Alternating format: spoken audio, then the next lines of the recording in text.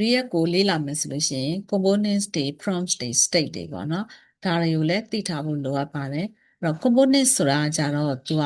ဒီ UI တွေစောက်ဖို့လို့အတွက်ပေါ့ UI စောက်ဖို့လို့အတွက်ဒါ function တစ်ခုပဲပေါ့ဒီ function ကိုကဒီ UI တစ်ခုကိုစောင့်မယ်ပေါ့အဲ့ဒီ UI ကကြတော့ဥပမာ pattern ဆိုကြပါစို့နော်အဲ့တော့ pattern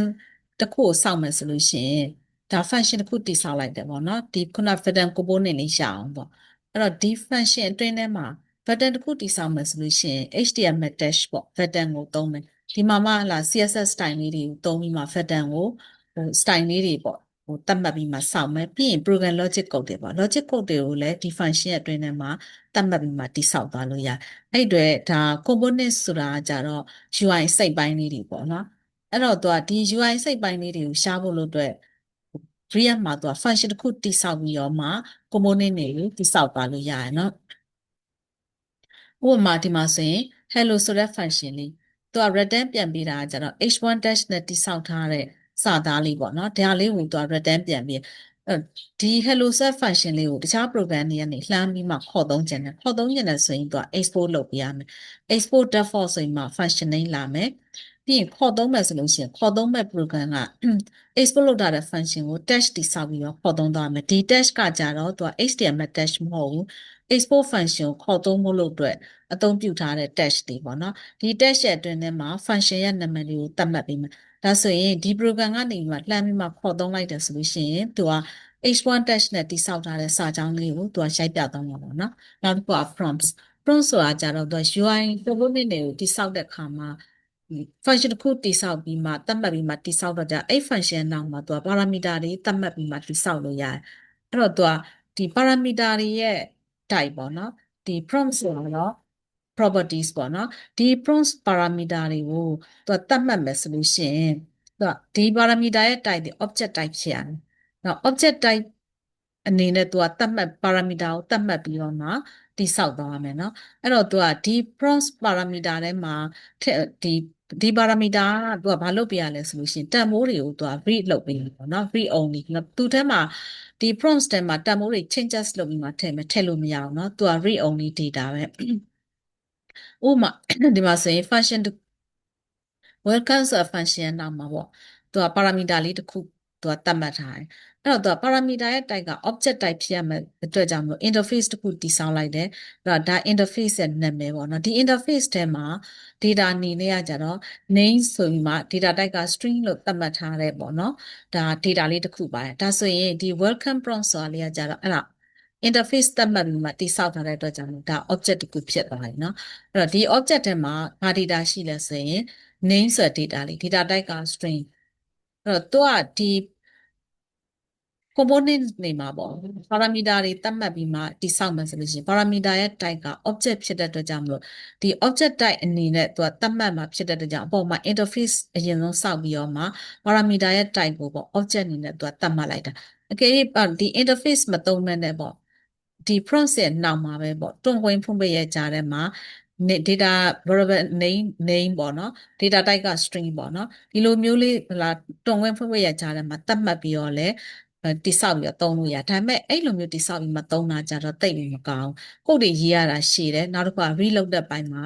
အဆင်မပြေဘူးပေါ့နော်ဒါကြောင့်မလို့သူက interface စောက်ပြီးတော့မှဒီတန်ဖိုးသတ်မှတ်လိုက်တာကတော့အဲ့ဒါကအကောင်းဆုံးပဲเนาะဒါကြောင့်မလို့ interface စောက်တယ်ဒီ interface ထဲမှာဘာ data လဲပေါ့နော် name data ပါတယ် data type က string ပေါ့နော်နောက်ထပ်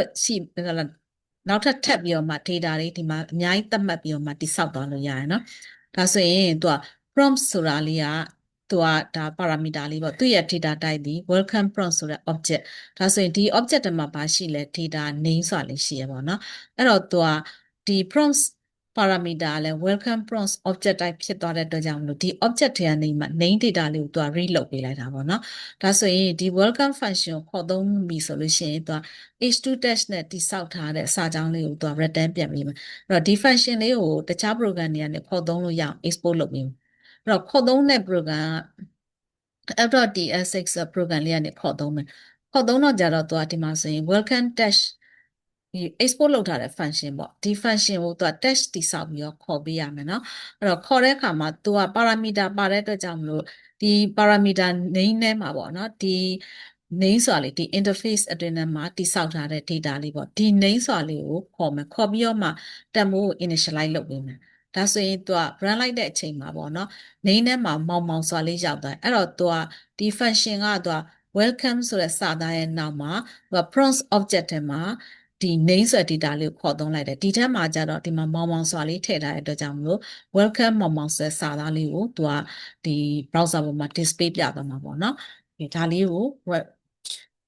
VS Code ထဲမှာပေါ့နော် run ကြည့်ကြမယ်နော်တော့ဒီမှာဆိုရင် welcome ဆိုတဲ့ file လေးပေါ့နော်ဒီ file ထဲမှာဆိုလို့ရှိရင်သူက function တစ်ခုတိစောက်ထားတယ်ဒီမှာ interface စောက်ထားတယ်နော်အဲ့တော့ export လုပ်ထားတယ်ဒါကို app.tsx file လေးကနေခေါ်သုံးမယ်ခေါ်သုံးတော့ကြတော့သူကဒီမှာဆိုရင်ဒီ file ထဲမှာ function app ဆိုတာလေးရေးထားပြီးသားเนาะ return keyword ရဲ့သူ့ရဲ့နောက်မှာပဲပေါ့ခေါ်သုံးမဲ့ export လုပ်ထားတဲ့ function လေးကို dash တိစောက်ပြီးတော့သတ်မှတ်မယ်အဲ့တော့ဒီမှာ welcome ဆိုတာက export လုပ်ထားတဲ့ function အဲ့ function ကိုခေါ်သုံးမယ်ဆိုလို့ရှိရင်အပေါ်မှာ import လုပ်ပြီးမယ် function ရဲ့နောက်မှာ from ဒါ welcome က function ရဲ့နောက်မှာ from ဆိုတာကြတော့ဒီ export လုပ်ထားတဲ့ function ရဲ့ program name လေးကိုနောက်မှာသတ်မှတ်ပေးမယ်เนาะဒီ program ဒီ components folder ရဲ့အောက်မှာရှိနေ welcome ဆိုတဲ့TypeScript file တွေက function လေးဖြစ်တဲ့အတွက်ကြောင့်မလို့ဒီမှာ file name ရေးတယ်ရေးပြီးသွားပြီဆိုရင်ဒီမှာခေါ်သုံးလို့ရရင်เนาะပြီးရင်သူက name ဆိုတဲ့ data ထဲမှာမောင်မောင်ဆိုတာလေးကိုထည့်ပြီးတော့မှလှမ်းခေါ်တယ်เนาะလှမ်းခေါ်ပြီးတော့မှဒါဆိုရင်အဲ့တော့ဒီ program လေးကိုအခုဒီမှာ app.tsx ဆိုတဲ့ main component file ပေါ့ main component file ထဲမှာကိုအသုံးပြုမဲ့ပေါ့ function တွေကိုဒီမှာ test တိစောက်ပြီးတော့သတ်မှတ်ပြီးသွားရင်ဆိုရင်ဒါ run လို့ရသွားပြီเนาะအားလုံးက run ကျင်တယ်ပေါ့နော်ဒီ function တွေပေါ့ function တွေကိုဒီဘက်က app.tsx ဆိုတဲ့ main component file ထဲမှာပဲfunction app ရော app ရဲ့အတွင်းထဲမှာသူက dash တိစောက်ပြီးမှခေါ်သုံးသွားအောင်မယ်เนาะဒါဆိုလို့ရှိရင်သူကခေါ်သုံးတော့မယ်ဆိုလို့ရှိရင်ဒီမှာဆိုရင် terminal ကိုဖွင့်မယ်ပေါ့နော်အဲ့တော့ new terminal ကိုဖွင့်မယ် terminal ဖွင့်ပြီးသွားပြီဆိုလို့ရှိရင်ဒီထဲမှာပေါ့ program run ဖို့လို့အတွက် npm ဆိုပြီးတော့မှ run ဆိုပြီးတော့မှ dep เนาะအဲ့တော့ဒါ real program လေးကိုခေါ်ပြီးမှ run တာเนาะဒါဆိုရင်သူကဒီလိုမျိုးလာ HTTP local host ဆိုတော့ port number လေးထွက်လာပြီးသွားပြီဆိုရင် real program လေးကိုသူက server ပေါ်မှာပေါ့နော် development server မှာခေါ်တင်ပြီးသွားပြီခေါ်တင်ပြီးသွားပြီဆိုလို့ရှိရင်ဒီဟာကို browser ရဲ့ address bar ပေါ်မှာပေါ့နော် HTTP local host ဆိုရင်မှာ5173 port number ပေါ့နော်ဒါလေးကိုရိုက်ထည့်ပြီးသွားပြီဆို run လို့ရသွားပြီเนาะဒီကနေမှ direct run မယ်ဆိုရင် control နဲ့ click ကိုနှိပ်ချလိုက်မယ်เนาะဒါဆိုရင်တော့ browser ပေါ်မှာစောတုံးကပေါ့နော်ဒီ welcome စာသားရဲ့နောက်မှာထည့်ပေးလိုက်တဲ့မောင်မောင်စွာလေးကို browser ပေါ်မှာသူကရေးပြသွားတာပေါ့နော်ကျေးဇူးတင်ပါတယ်